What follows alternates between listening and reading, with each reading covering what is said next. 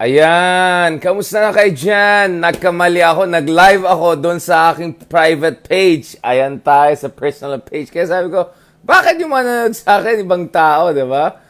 Yung mga friends ko na hindi naman ako sanay na nanonood sa atin. Ayan, tuloy. Of course, today, medyo seryoso ang pag-usapan natin mga kameta. Pag-usapan natin yung anniversary ng martial law. It has been half a century since the declaration of martial law by former Filipino strongman, dictator, whatever you want to call him, former President Ferdinand Marcos. And of course, that has had very long-term impact dito sa ating bansa. Yung buong kasaysayan natin, buong trajectory ng ating bansa po ay pumalit dahil sa major event na yan. I mean, you could have imagined the Philippines going in a million different directions, no? Divergent directions had a dictatorship or a martial law situation not been operationalized sa kaso ng Pilipinas. No. Now, of course, marami mga kameta natin dyan at saka marami tayong mga fans dyan, best friends natin dyan na nagsasabi, wait lang, bakit ganyan? Bakit natin pag-usapan yung nangyari 50 years ago? Move on na tayo, move on na tayo. Well, speaking of moving on, let me approach it two ways. Unang-una, speaking of moving on, sino hindi nakapag-move on dun sa 2016 na talo nila? No? 3 times na nga natalo sa Supreme Court, panon pa ni tatay yan, ayaw pa rin mag-move on. Pinipilit pa rin na nanalo, binabastos pa rin yung dating Vice President natin, duly elected Vice President natin. So speaking of moving on, nagreklamo kayo, ngayon nga lang recently, hindi kayo makamove on. Ayan. Now, we can play it the other way, speaking of moving on. Si Tatay Digong, ilang beses niya in-attacking America base sa nangyari 100 years ago. Right? Wait lang. Tingnan natin ha. Yung Balanggiga Bell situation. Alright? May mali talagang ginawa ng mga Amerikano dyan. Talagang brutal yung colonization ng Amerika. Walang question dyan. But if you want to play that game of saying, 50 years ago na yan, kalimutan na natin yan, huwag na natin pag-usapan yan, wala na tayong paki dyan. Ang tanong ko, nasaan kayo? Nung si tatay, kinakalkal niya yung nangyari 100 years ago, para lang ma-justify niya yung pro-China policy niya, para lang ma-justify niya yung anti-US whatever ek-ek niya. Oh? Diba? I mean, logic lang, mga kameta. Gamitin ng utak, gamitin ng gray matter, gamitin ng kung anong meron dyan sa loob, okay? Please naman, don't embarrass yourself, alright? Pa 50 years pa kayo. But, tagal na yan. Yung si tatay 100 years ago, ina-attack pa rin. O yung iba nga, hanggang Espanya, umabot na eh. Hanggang Magellan umabot, kaya may lapo-lapo si tatay, di ba? O, yan, half a millennium na. Ayan tayo eh.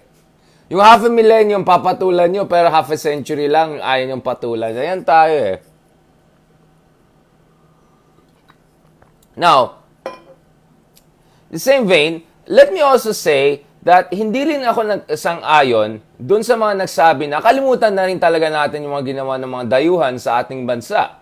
Kalimutan natin lahat ng mali nangyari sa panahon ng mga Amerikano or Espanyol. Hindi rin ako nag-agree dyan. Kasi hindi natin maintindihan yung ugat ng ating mga problema, hindi natin maintindihan ugat ng ating identity crisis. Aminin natin, may pagka-identity crisis tayo pagdating sa Pilipinas in a sense that, and hindi ako nagsabi yan, iba't ibang mga eksperto nagsabi yan, na kung saan pa-NBA tayo, di natin alam yung mga kapitbahay natin. Mas at home tayo sa Mexico kaysa sa Malaysia. You get what I'm saying? Like, may Latino tayo, may Americanized tayo, pero Asian naman tayo. Di rin tayo nakaka-relate sa mga Asians. Yung mga Asians naman na hindi nakaka-relate sa atin. Meron tayong problema dyan, guys. So, dapat talaga maintindihan natin yung mga ugat ng mga problema natin by going really deep and systematic. Kaya ako, pag nagtuturo ako ng Philippine Studies or Philippine History, bumabalik ako, guys, at the very least, bumabalik ako dun sa First Battle of Manila kung kailan mga Briton, no, ay nag-occupy ng Manila at least for quite some time, no? I go at least as back as the 18th century to make sense out of things, no? Kasi since then, kung nagbasa kayo ng Benedict Anderson at Cacique Democracy, maintindihan nyo na marami sa ating mga oligarchs today, you can trace their emergence back to that First Battle of Manila. Alright? So, that's why mahalaga, guys, na naintindihan natin ang kasaysayan at naintindihan natin ano yung mga bagay-bagay, ano yung mga critical junctures, ano po yung mga major decisions at events sa ating kasaysayan, whether 50 years ago, 100 years ago, or half a millennia ago, that set in motion a whole series of things that is still influencing our lives up until today. Alright? So ito ulit yung mga nagpapa-move on, bakit hindi kayo nag-move on dun sa ginawa ng Amerika 100 years ago? Ba't di kayo nag-move on dun sa talo nyo 6 years ago or 7 years ago? You know what I'm saying? So ang akin lang naman, wag tayong ganun. Wag tayong ganun because without the question, guys, pagdating sa martial law, it really set in motion a whole series of events that we're still living with, including the fact that we have another Marcos in power, right? We have another Marcos in power. So, hindi mo pwede sabihin, nakalimutan natin yan, tapos na yan. Well, of course, I'm a stoic, right? So, I agree that you shouldn't, cry over spilled milk forever. I get the point. But at the same time, kung hindi natin naintindihan yung ating kasaysayan, including contemporary history, it's very hard to understand where we're going right, where we're going wrong, at saan tayo pwede umayos, right? At anong pwede natin gawin to move forward. Which brings me to my column today sa Philippine Daily Inquirer. Sorry, hindi ko na-post kanina. Ang dami ko hinahabol at ninayos kanina, including aking Instagram. Dami nagreklamo. Bakit nasa Espanya ka pa rin? Wala ka pang pinupost. Ayan, pinost na natin yung nasa Italia naman para naman hindi magreklamo yung mga fans natin dyan. Okay. So, eto ilabas natin yan. I will go to some key quotes, no? Alam niyo yung mga Santa Yana, yung mga ganun, yung mga, if you don't know your history, blah, blah, blah, you're condemned to repeat the past, mga ganyan. Given na yan, but let me go a little bit more ancient wisdom pa than that, no? And start with Cicero, no? So, Roman Republic. Marami silang mga sensible na sinasabi na sa tingin ko, very relevant sa atin, no? Balikan natin ito, ha? O, saan na kayo? Kanina talaga, guys, nagkamali talaga ako.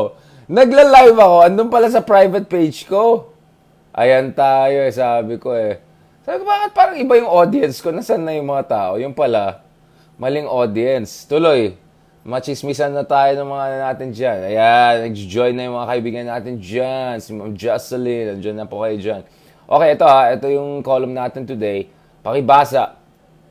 Okay, so I start with the quote by Cicero who says, "To be ignorant of what occurred before you were born," that applies very much to people like me kasi hindi kami pinanak pa noon ng martial law, "is to remain always a child."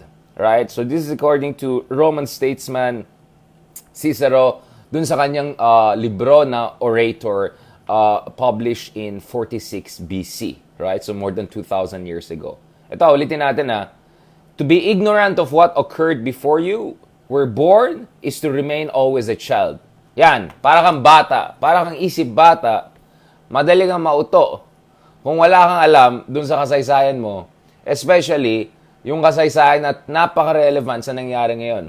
Alright? So please, don't give me this nonsense about, tagal na yan, kalimutan natin. Well, guess what? In fact, some historians like Xiao Chuo, among others, have mentioned that we're living in the Marcos century pa rin. Right? Or at least half a century. And I've also mentioned that. Now, we're still living in the shadow of martial law in one way or another. I'm not saying what's happening now is martial law.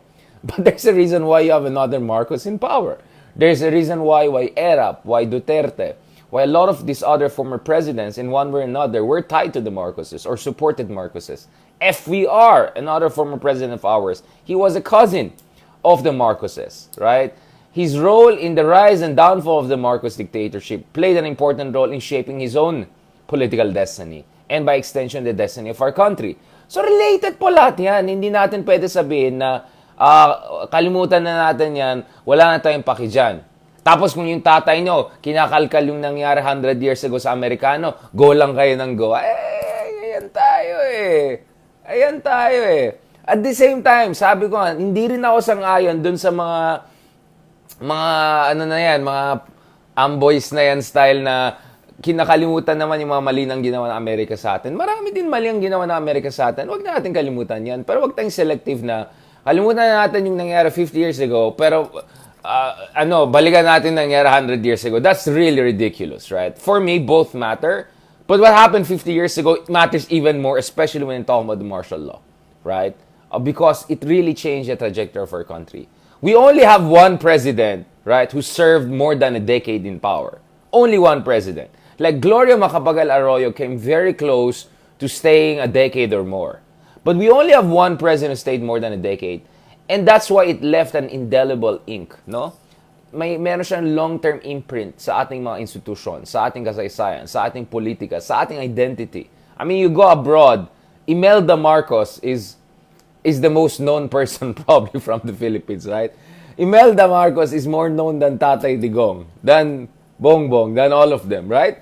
There is a reason for that. Kaya nung isang araw nag-comment nga ako meron ng Southeast Asia na website ay na parang page. Pinapakita yung mga strong women, powerful women from each Southeast Asian countries. So, Megawati, Indonesia, Princess this, Thailand, Princess that, Malaysia, whatever. Pagdating sa Pilipinas, Imelda Marcos ang nilagay. Hindi si Pangulong Gloria Macapagal Arroyo, hindi si Pangulong Corazon Aquino. Ang nilagay ay si Imelda Marcos, right? So you get what I'm saying?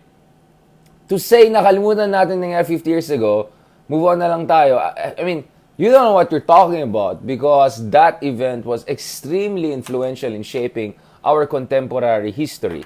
Now, so again, as Cicero said, if you're ignorant of your past, and worst, willfully ignorant of your past, nagpapa-update lang ako dun sa situation ng daddy ko. Sorry, medyo ako. 1 second. Nasa hospital pa rin kasi yung daddy ko, sinicheck pa rin nila. Thank God, mukhang medyo nag-improve.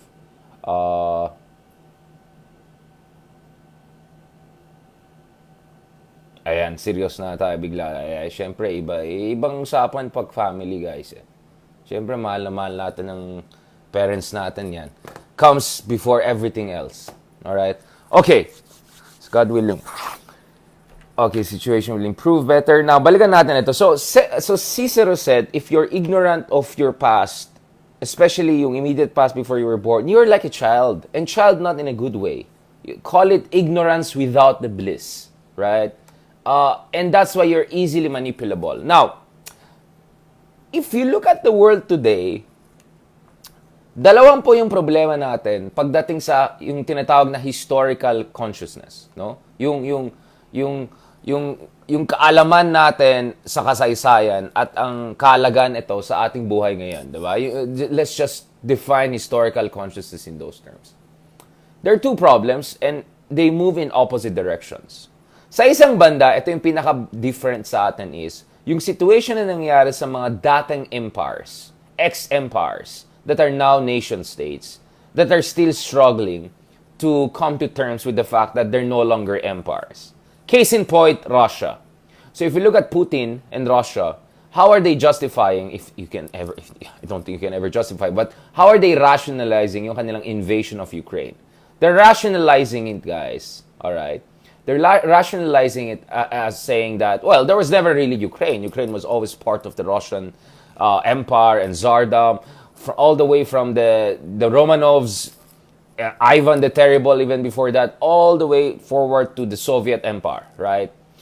And then you also have a similar situation in ex-empires like Britain, right? Marami sa UK, hindi nila matatanggap na hindi na sila world empire, an empire on which the sun never sets, blah, blah, blah, right? And if you want to understand Brexit, a big part of Brexit is about nostalgia for a glorious past, a long gone glorious past. And dun sa meta natin, remember nung nasa Barcelona tayo, meron tayong, nasa airport pa ako nun, di ba? We did the meta on Queen Elizabeth na one of the most difficult thing for Queen Elizabeth was being the monarch and queen while Britain was shrinking by the day, right? From a world empire to a relatively insignificant power on the far corners of Europe and removed from the Eurasian landmass, right?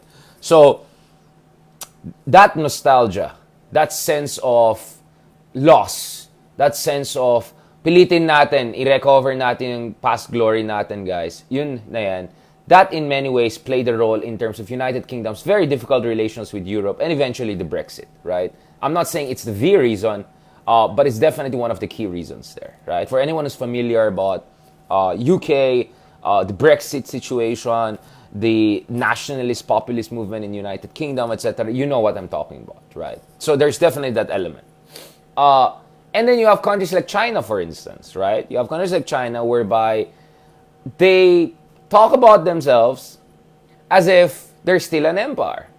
Well, I cannot blame them because China's territories today is roughly synonymous or analogous to the borders of China nung panahon ng Qing Dynasty, right? So kung titingnan mo yung Qing Dynasty, ito so natatawa ako dun sa mga nagsabi, China naman napaka-peaceful, wala nga silang in-attack. Well, ang tanong ko, how do you think China got so big? Because a few kingdoms, starting with Qin, Warring States period, dun from northeast China, nag-expand, and all the way to include Tibet, which by the way was not part of China. Tibet was an empire of its own, completely different culture, different kind of Buddhism, and Xinjiang, which literally means frontier, right? And Xinjiang was a Turkic Central Asian Muslim land, not Chinese, not Han. Okay, let's be very clear about that. So, please lang, wag tayo mag-ano dyan, magpauto sa mga ganyan. So, if you look at the Qing Dynasty map, it's exactly the same, more or less, as the map of China today. Or almost exactly.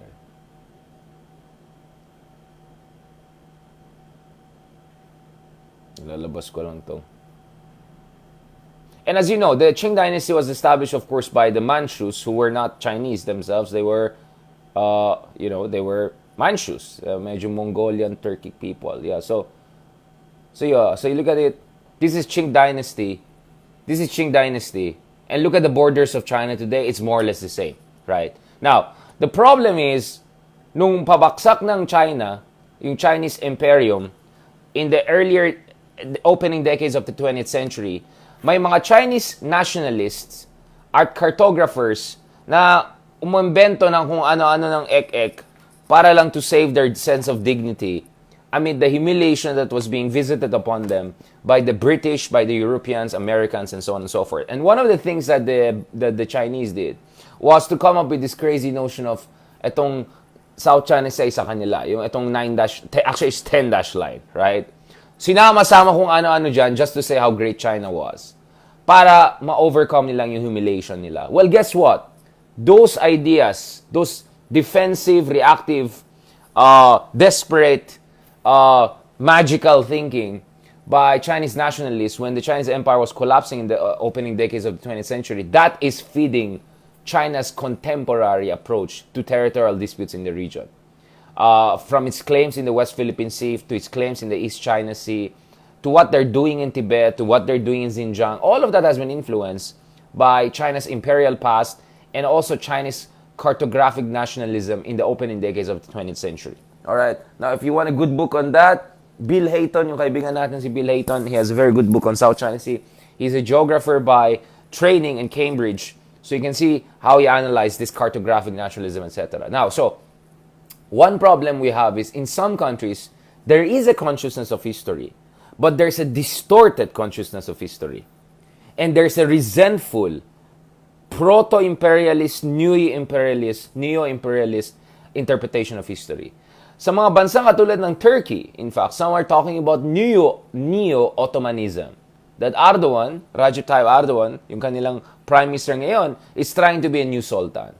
Putin is trying to be a new czar. Xi Jinping is kind of like the new emperor, right? All of these things. So, sa isang banda, meron kang ganitong mga bansa kung saan ito yung mga sites of former empires, natalo sila sa mga world wars, natalo sila in the colonial scramble that the Europeans brought to our part of the world. So, there's that. And then sa kabilang banda, so let's just call it the old world, right? The old world. A lot of bitterness, a lot of distortion of history, a lot of new imperial resentment, right? And posturing. Then sa kabilang banda, andyan yung Pilipinas. May pagka-new world tayo. Let's not forget that what we call the Philippines today used to be a collection of different disparate kingdoms and barangays, right? Which were at the interstices of great civilizations, whether it's China, Indic, Islamic, Majapahit, etc. So we were part of this bigger system, right? it's called Philippines because of King Felipe, right? Because just some random Spanish guy comes here and then like gives all our islands as a gift to someone else without owning it, right? But anyway, so this is the Spanish legacy, kaya nga Felipe, Philippines, etc. So the very name of our country is derived from Europe, right? For that matter, Habsburg background, so Austrian. Now, this is where, guys, the discussion I think will get more intense. Okay? So far napansin ko, parang point na pinagsasabi nito, kung saan-saan na siya, nasa Xinjiang na siya, Qing Dynasty na siya, nasa Russia na siya. Well, let me give you an idea, guys. This is how I analyze things. I put everything together. I do comparative analysis. This is how I do things. Now, balikan natin itong issue na to. Pagdating sa Pilipinas, our problem is actually very different. Our problem is not that we are too attached to our past or a glorious past. Our problem is that we don't have much attachment to begin with. We're barely tethered to a sense of a shared past. Let me approach this issue on multiple fronts. Una-una, ilan sa atin ay may malalim na pagsusuri, ay talagang Tagalog, malalim na pagsusuri at pag-intindi dito sa ating kasaysayan bago dumating ang mga Espanyol dito sa Pilipinas. Ilan sa atin na may alam dyan? I'm talking about legit knowledge, hindi yung mga maharlika, mga ganyan. I'm talking about legit knowledge. How many of us are really aware of what the Philippines was or what was the state of affairs, ano yung kultura natin, what were the social arrangements before the arrival of the Spanish, right? And their land grab essentially here, right? Or how much knowledge do we have of Mindanao when it was Muslim majority? Before the Spanish and especially the Americans completely changed the demography, in some cases even topography of Mindanao, right? How aware are we of that? I'm not very sure we're very aware of that. Ako po ay nag-aral sa isang national university. Ako po ay ngayon ay nagtuturo sa isang national university. Itago natin sa pangalan ng University of the Philippines, Diliman, right? Pero aminin ko, bati ako, it was not really until later on sa kolehiyo. In fact, postgraduate, not even graduate school, but after graduate school, I got to really go deep into the weeds and try to analyze ano bang itsura ng Pilipinas bago dumating itong mga Espanyol na ito, no? Then you go to these historical documents that Rizal and a lot of our Ilustrado went to, no? The initial anthropological or semi-anthropological studies na yung mga friars and Spanish explorers, the observations they had of the Philippines upon their arrival more than 500 years ago, right? And then, mas malalim na pagsusuri in the sense of yung Pilipinas or yung mga balangays, mga kingdoms, sultanates within a broader system. And this system is the Southeast Asia system, right? So Nusantara, Southeast Asia. So kasama po dyan ang Indonesia, Malaysia, Brunei, Philippines. It's like a big system, right? Empires of the wind, as one journalist and author put it. We were part of this empires of the wind world. We had a world whereby hindi siya patriarchal. It was a much more egalitarian system. We had, for instance, the babaylan, right? Women, or in some ways even LGBTQ people background who had tremendous amount of influence, ritualistic power, even material power in certain cases. Doon sa mga barangay kingdom systems that we had. We had datus, which are both judge and executioners, right? That's important because if you look at Tatay's style of penal populism, it's very similar to what the datus system was before the Spanish came, right? That's why, in fact, 4 years ago, when I gave a lecture at Australian National University, isa sa mga ating mga malalaking historians was actually there in the audience. I made a lot of comparison between the Philippines and Latin America. And he said to me, I'm not sure about that, Richard. I think we have to look even before that. Now, I completely agree na the Spanish-Latin American caudillo comparisons has its limitations. Kaya nga tinatignan ko rin yung Nusantara system, yung maritime network system, the Malayan world, right? The Malayan world. Sila Zeus Salazar, for instance, historians like Zeus Salazar have been talking about that. The Malayan world, the Pan-Malayan world. We were part of that, guys. How much do we know about that? Right? How much do we know? Did you know, for instance, that Manila was kind of within the sphere of influence Brunei, the Bruneian kingdoms? So actually, it was Islamic. Some, like Benedict Anderson, would argue that if the Spanish arrived 50 years later, majority of Philippines would have been Islamized, just like the rest of the Nusantara Southeast Asia system, right? So, but honestly, like how many of us really bother to even know about the Philippines before that? Because if you go to a lot of our neighboring countries, Vietnam, for instance, all right, they have a deep sense of history stretching back 1,000 years at least to their first resistance to Chinese imperial incursions, right? Even Thailand, even Cambodia, right? They have a sense of their historical past. And you can see the remnants of that, right? Whether it's in Angkor Wat, in Cambodia, whether it's in Borobudur, in Indonesia, etc. So, I don't know, parang feeling ko minsan talagang, kasi kaya nga guys, pag you go to other Southeast Asian countries, their modern version of their cuisine, their modern architecture, very much reflects their ancient past because they're very much in touch with it. No? Now, obviously, you can make that argument that a lot of present understanding of the past has been mediated through our modern experience, including with the colonial powers. No? Complicated na usapan yan, but for instance, I can talk about samurais in Japan, the notion of Bushido, the way of the samurai, etc. That was also a defensive way by which the post-Tokugawa leadership in Japan tried to create a strong Japan to stand up to Western incursion. So, we cannot imagine the past in a pure way because it's always mediated through our colonial experience, given na yan. But balikan natin yan, simplahin natin yung usapan.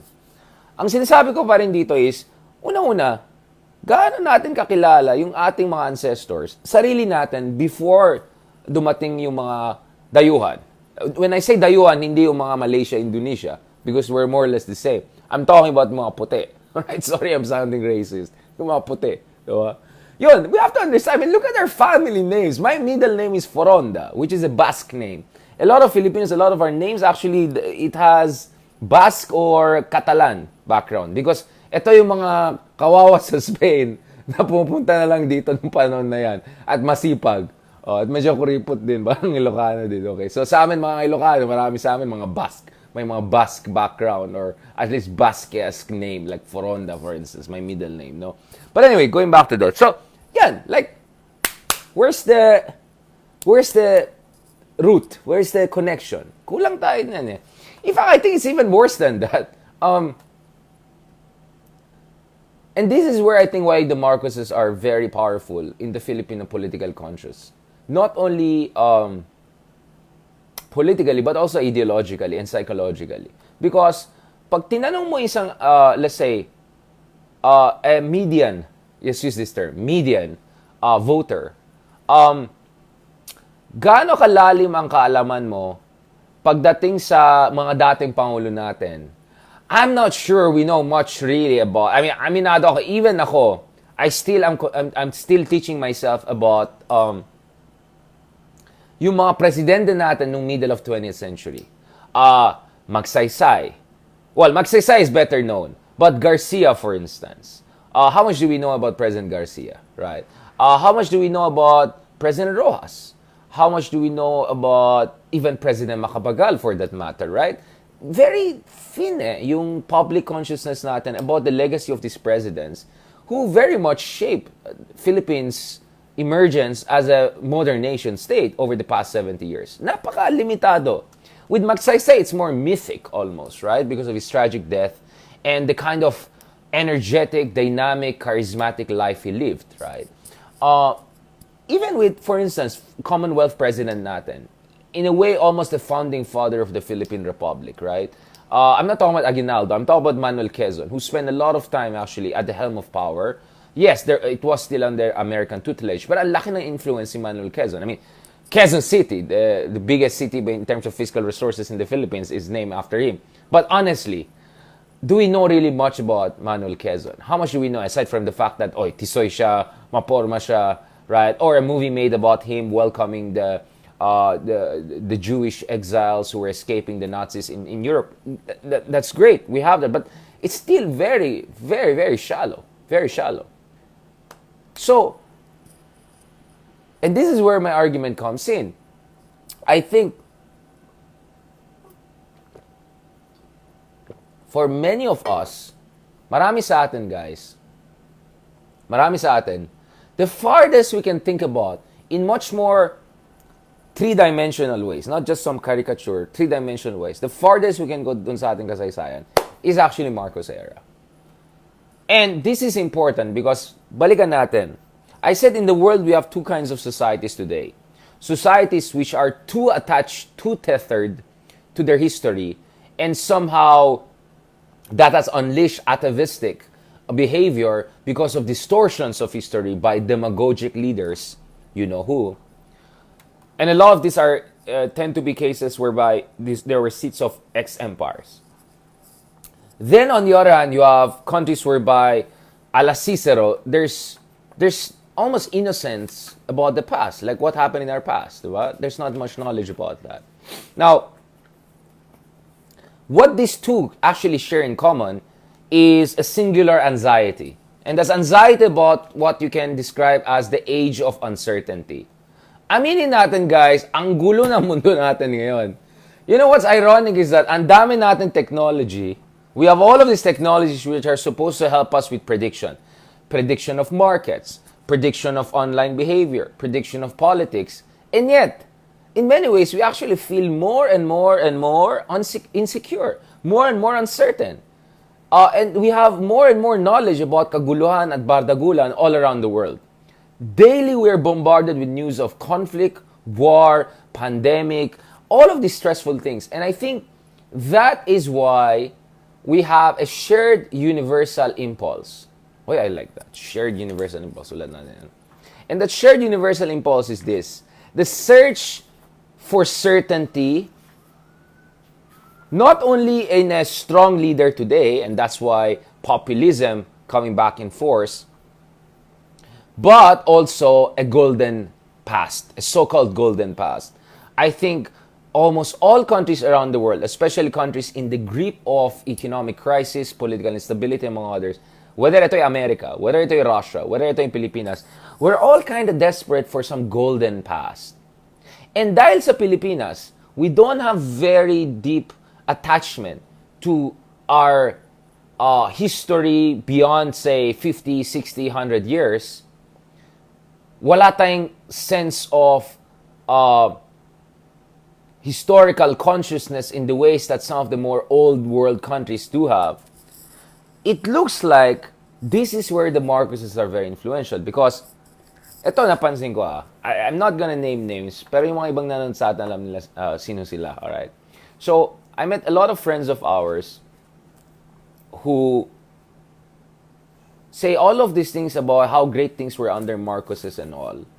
And ako, I had a psychological analysis of that Ang psychological analysis ko was simple.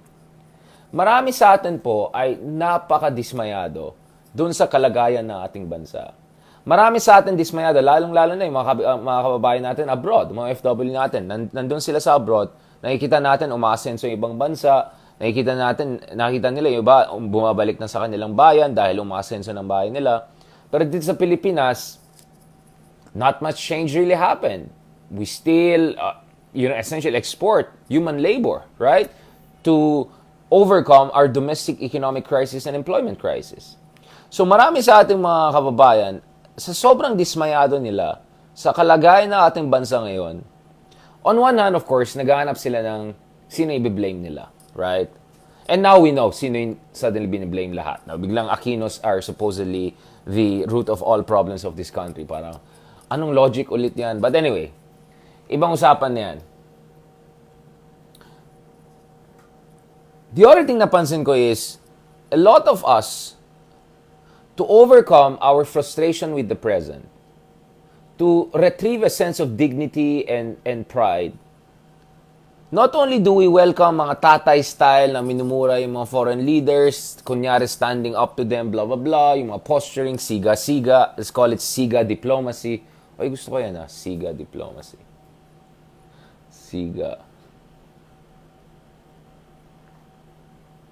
But also, we want to think that not long ago we were actually a golden age. We had a golden age. That the Philippines was supposedly number 2 in Asia, blah, blah, blah, blah, blah. Do you get what I'm saying? The whole Talano...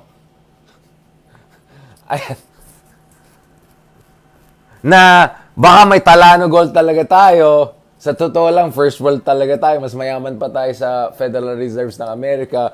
You get what I'm saying? I think this is emotional. That's why you cannot argue against it with facts. You have to first psychologically understand it. Marami sa ating kababayan, guys. Marami sa ating kababayan. Gusto nila maniwala na things were super great 50, 60 years ago. Especially panahon ni Marcos. Because that helps us to better cope with our frustrations with the current state of affairs in the Philippines. Na nasa bottom 5 tayo ng ASEAN, right?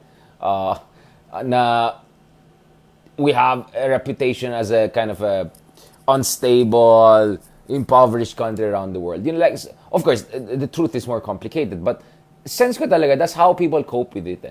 By imagining or reimagining a golden past. And that's where nostalgia comes in. So maraming frustrated with what's happening today. They say, ang panahon ni ganito, ang ganda lahat, mura lahat, nutriban lahat, walang traffic, walang trolls, blah, blah, blah, blah, blah. But we know the facts are otherwise. But it's the psychological need. Kaya ako para sa akin, that's also a reflection of the fact na sobrang kulang yung knowledge natin sa ating kasaysayan. Because factually speaking, yes, we were number 2 at some point in Asia, and number 1 in ASEAN, but that was not the Marcos era. It was earlier. It was late 1950s and early 1960s. So we're talking about going to makapagal na eh. This is not the late 1960s, and by the 70s and 80s, napag-iwanan na tayo. Remember guys, pinakita ko sa inyo yung video last time, na andon lahat yung pinapakita na paano tayo napag-iwanan ng ibang bansa. Ito, pakita natin ulit These are facts But if you're not very knowledgeable about 1950s, 60s Philippines, or when we were Perlas del Oriente, we were the Pearl of Asia in the 19th century, then pipilitin mo na 1970s and 80s was the beautiful one. Right? Pipilitin mo talaga yan because that will give you psychological succor. Right? It will give you a sense of, at least we were great at some point. Who knows? We can be great again. And this impulse is very, very powerful. It's a nostalgic impulse. It's an impulse in terms of search for certainty in a past, imaginary past for that matter. And that's where the family that had 20 years in power before and another 6 years now, right? They're in a very good position to shape our historical imagination. And that's where the strength comes in. That's where really the strength comes in. So again, let me show. So this is based on IMF numbers. ASEAN. Yeah, ito. Ipopost ko mamaya sa baba ulit. I'm talking about just economic facts. So, because we're not very knowledgeable about what was happening before, we would think that the oldest golden age era we had was really the 1970s and all. In fact, that was not really. So this is 1961. 1961, no? This is Philippines number 1 sa ASEAN. 1961, 1963, 1964. You get what I'm saying? 1965. You see, number 1 tayo early 1960s, guys. Early 1960s. Hindi presidente si ano noon. Now, you fast forward this to 1986. Alright? Fast forward natin sa 1986. Nung tapos na si best president ever, makikita nyo na talagang hindi na tayo nasa... ito. So 1978, 79. See? Tignan mo yung Pilipinas. It's being left behind na. Tingnan mo, baba pa yan. 1982. Ayan, bumaba na ang Pilipinas. Sinong presidente nung time na yan? Number 4 na. Ayan na, talagang baksak na. 1985. Sinong presidente 1985? Hindi si Corazon Aquino. Hindi si Ninoy Aquino. Alright? So, gets it. 1961, number 1 tayo. Yan 1961. Ulitin natin Ayan. Ito, 1960. Tingnan mo yung Pilipinas, Oh my God, we're way ahead of everyone else. And then, yan, pababa na tayo ng pababa. Pababa na. By 1985, alam niyo sino presidente noon, hindi Aquino. Number 4 na tayo. Number 1 to number 4. How on earth is that?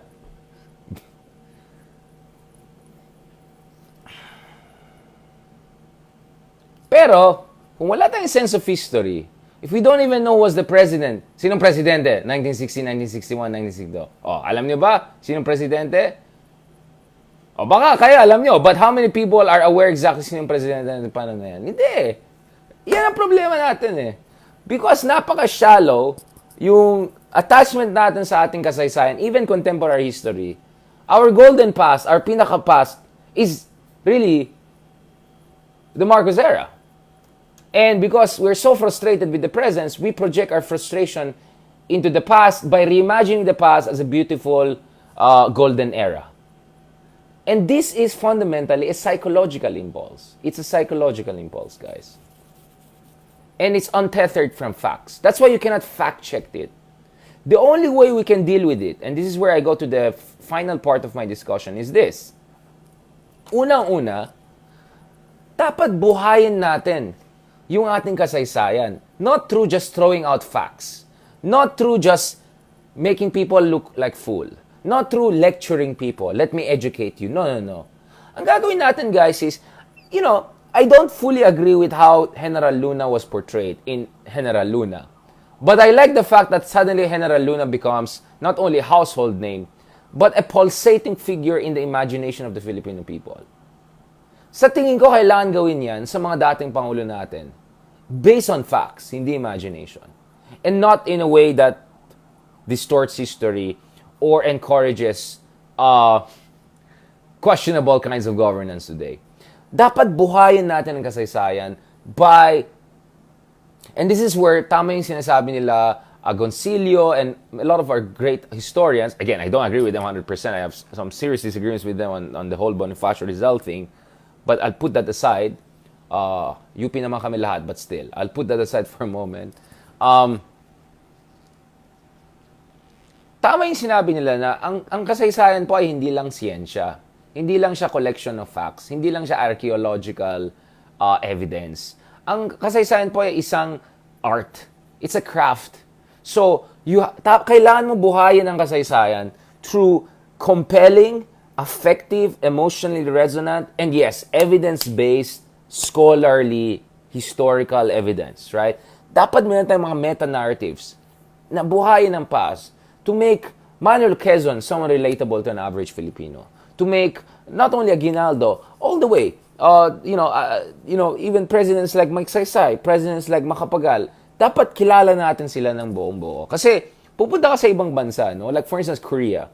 You go to South Korea, of course the big guy in their contemporary history is Park Chung-hee, right? Who was in power for almost 2 decades. And unlike the dictator here, he actually oversaw the establishment or the foundations of the emergence of what we know today as Hyundai, Samsung, LG, all of these giants. Yung isa, purong utang lang at ano. Kahit isang Hyundai, LG, wala tayo. Anyway, after 20 years in power. But ito, balikan natin. But there, even in Korea, they know about their first President Lee, first post-war President Lee, right? Even though they could have just stopped at Park Chung-hee and debated about that forever. No.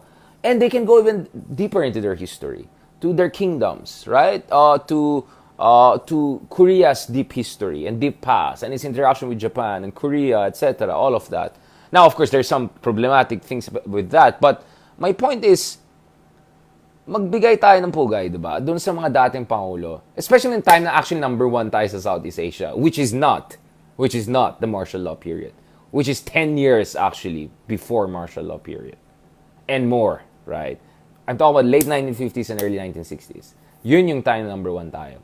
Obviously, something was going wrong, kaya pababa tayo ng pababa. But still, as you can see in what I showed there based on the IMF and international data, we were number 1 at point.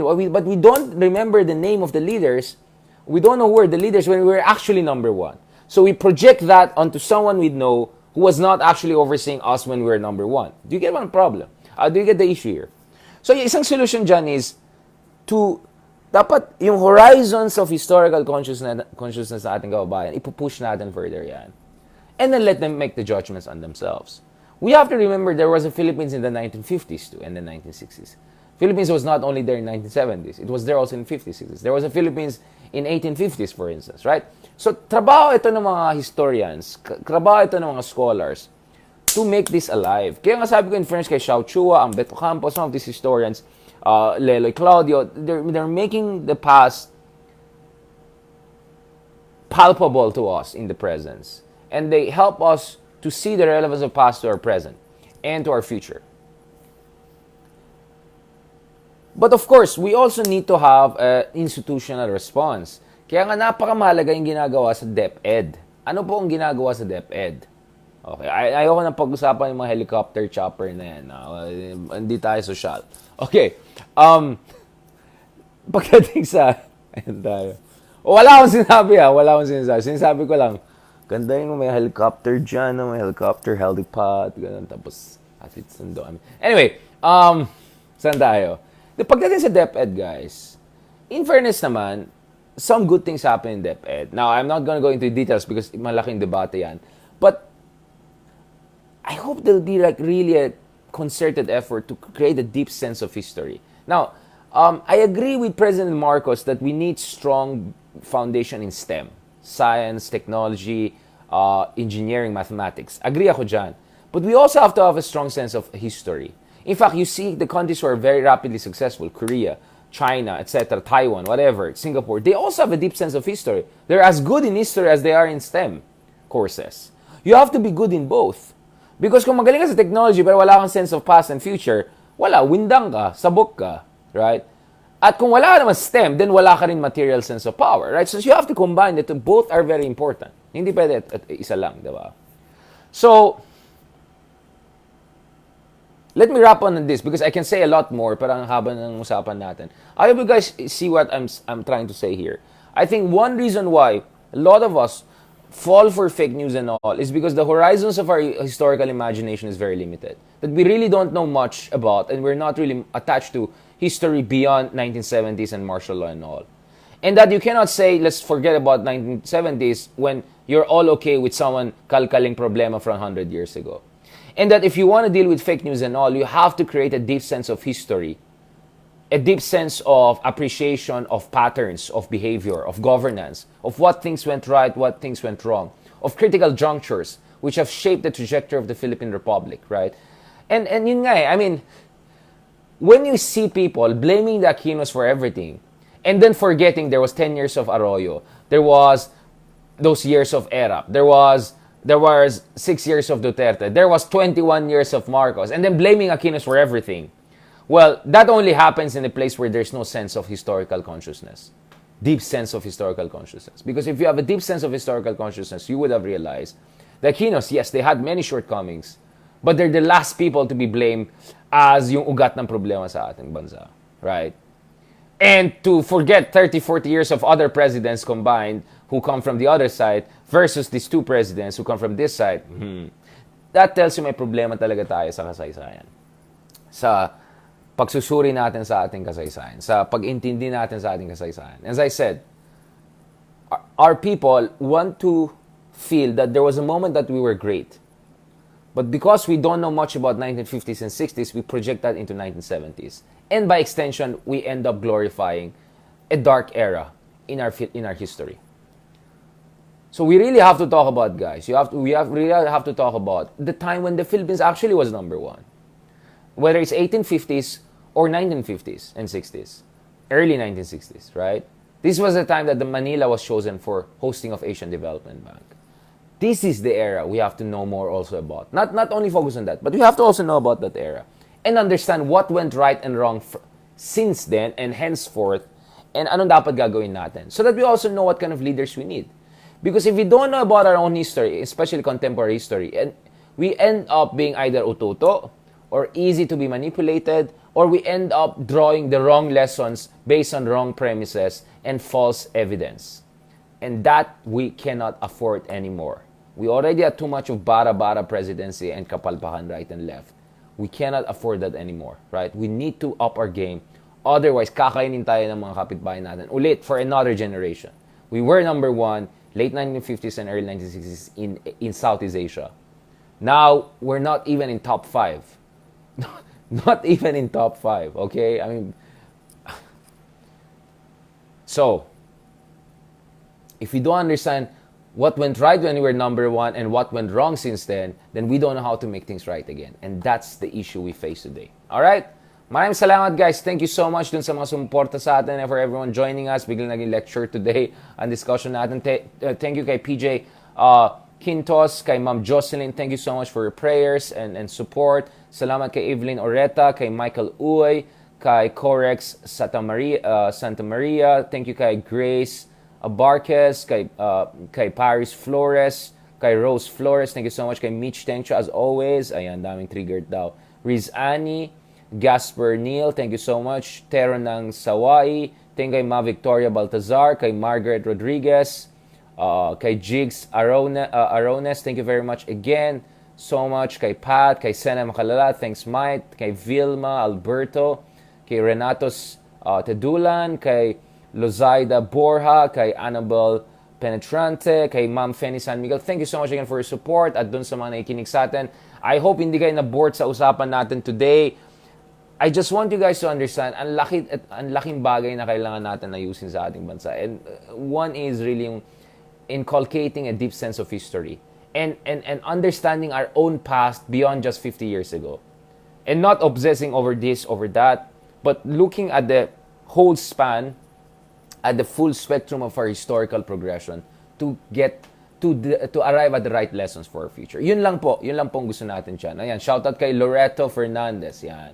Kay Carla Escobar, thank you very much also for your prayers and support. Kay MB Dennis. Oh, wala na akong comment dyan sa mga helicopter. Huwag kayong ganun, guys. Tapos na. Baka maanan pa tayo dyan. Wala akong sinabi dyan sa helicopter, ha. Sinabi ko lang, ang ganda ng mga helipad dyan. May mga helicopter yata. Wow. Social. Ayan. Salamat. Thank you very much. So I'll keep it there. So as you saw it, I'm not here to do partisan debates, ganyan. Lahat ng presidente natin may mga kapalpakan, may problema, etc. But some were really more problematic than others, right? And if we don't have a sense of history, we end up blaming the least blamable. And then we end up glorifying the worst types. That is our problem today, ladies and gentlemen. Thank you very much for listening to us. By the way, later 8 p.m. po, katulad ng pangako natin, may interview na naman tayo. Back na naman tayo sa interview series. I'll be interviewing Greg Pauling, joining us from Center for Strategic International Studies and also newly minted faculty at Princeton University. Pag-usapan natin US, China, Philippines, West Philippine Sea. Yan pong pag-usapan natin later evening. So please tune in 8 p.m. later on and paki-forward yung mga questions nyo, yung mga tanong niya gusto niya i-forward natin kay pareng Greg Pauling, joining us from Washington, D.C. Maraming salamat. Thank you very much. See you soon, ha? Hasta pronto. I'll see you soon. Adios. Gracias. Muchas gracias. Thank you so much for your prayers and love, for stars and comments and goodwill. God bless. Thank you very much and God bless Philippines.